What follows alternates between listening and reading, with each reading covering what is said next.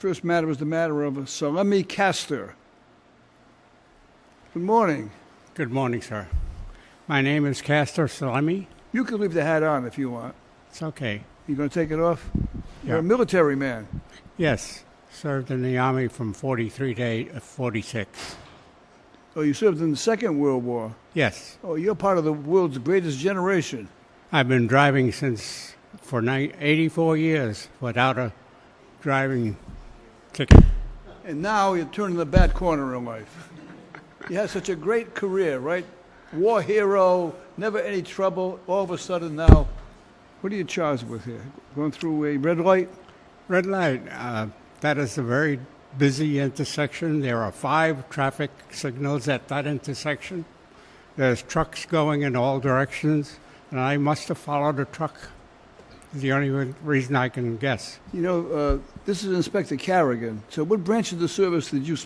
The U.S. Army. You were in the Army. He's a Marine. The best. Well, don't give up that easy. You're supposed to say, well, we're pretty tough too, right? Well, sir, he's a lot tougher than me. Where he was... Tell me about your military service during the war. I served 1 year in New Guinea, and we made preparations to land in Luzon in the Philippines to free that country. Oh, so you did go to the Philippines? Yes, I did go to the Philippines for a year. You know, I remember watching a movie, the March to Bataan. That was in the Philippines. Yes, it was. Yeah. Do you know anything about that? I sure do. We were there. You were there?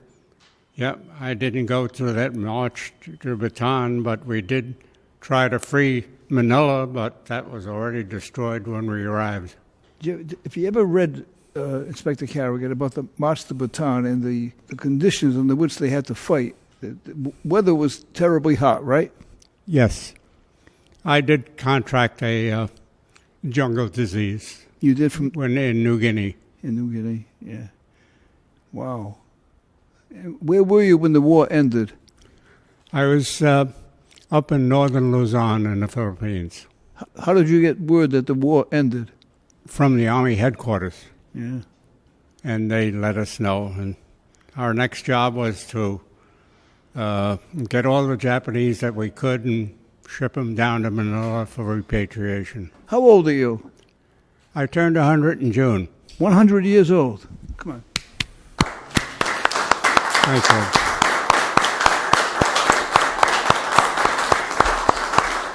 Thank you. Well, we have a video.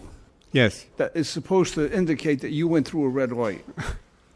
So, we're going to take a look at the video, okay? Sure. All right, let's take a look at the video.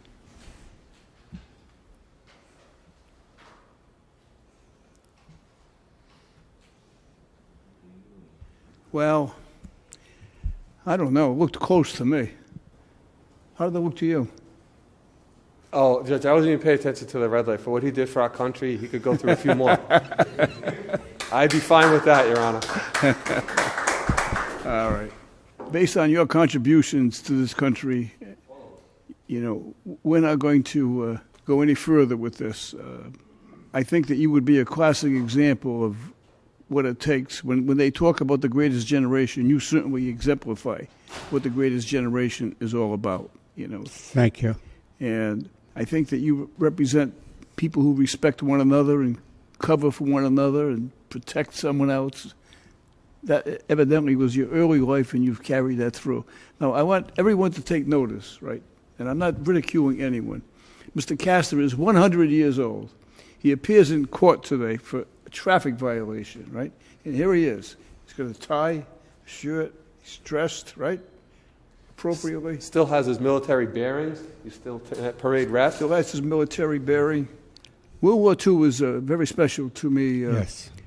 Mr. Castor. I had a first cousin who, I had 3 cousins that were in the war. They all served overseas, and one never came back. He was in the European theater, you know, and his plane was shot down and he died. So I remember that so well. So the war has very special significance to me, as it does to many Americans.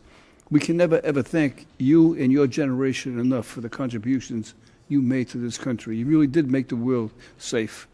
And things weren't looking too good there for a while.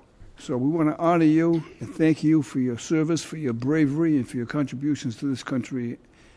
And this case is dismissed. I mean, I don't care what you came in for today. I was going to dismiss it. Thank you, sir. Thank you.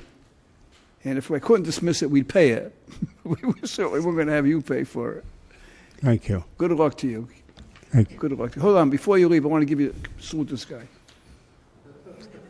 Thank you, sir. Okay.